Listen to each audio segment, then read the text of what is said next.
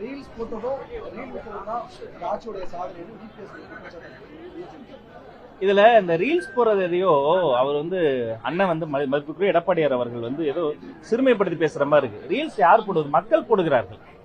மாற்றம் வர வேண்டும் என ரீல்ஸ் போட்டது மக்கள், ஏற்றம் வர வேண்டும் என்று இவர்கள் சோசியல் மீடியாவில் எழுதியது மக்கள். ஒரு மன்னராட்சியை போல ஒரே குடும்பத்திடம் மகிழ்ச்சி இருக்கக்கூடாது, ஒவ்வொரு குடும்பமும் மகிழ்ச்சியா இருக்கும் நினைத்தது மக்கள். அதனால நாம சத்தம் இல்லாமல் சாதனைகள் செய்து கொண்டிருக்கிறார் எங்களுடைய முதல்வர்.